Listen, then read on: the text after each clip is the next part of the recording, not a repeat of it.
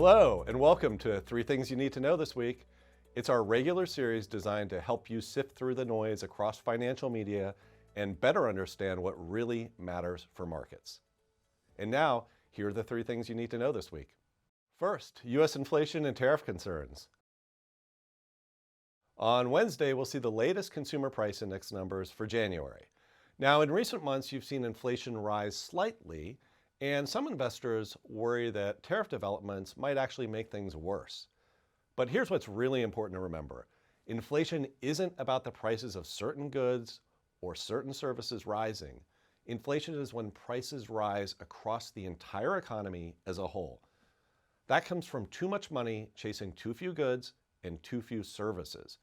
So tariffs may impact demand, they may affect supply chains and create winners and losers, but what they don't do is increase money supply. So unless the Federal Reserve significantly increases the money supply again, we believe it's unlikely that inflation will resurge. Ultimately, we don't think tariffs are necessarily good for the economy, but the threat of rising inflation isn't the reason why. Next up, UK GDP.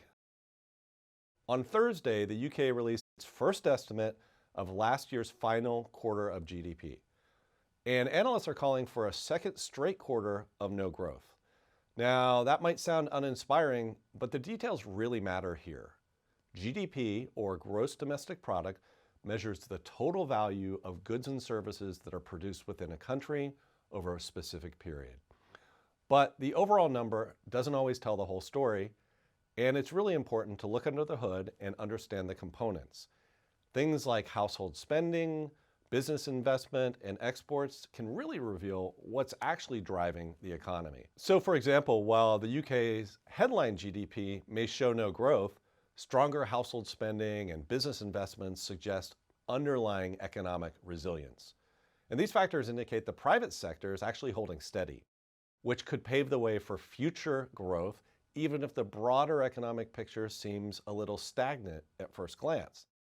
So looking ahead, we believe the stage is actually set for even modest UK economic growth to positively surprise. Finally, French politics. France has been in the spotlight due to ongoing budget drama, and more developments are expected this week. For months, the government has struggled to pass a budget. This led to the resignation of its previous prime minister. That caused some volatility in debt markets as well. Its new prime minister is pushing ahead with a plan to bypass parliamentary gridlock and enact the overdue 2025 budget.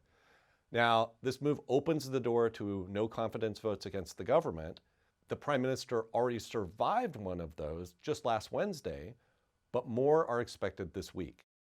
If he endures, it could reduce some of the political uncertainty that has weighed on European markets and potentially provides a boost to investor confidence as well. And that's it for this episode of 3 Things You Need to Know This Week. For more of our thoughts on markets, check out This Week in Review, released every Friday. You can also visit FisherInvestments.com. Don't forget to subscribe, and thanks again for tuning in.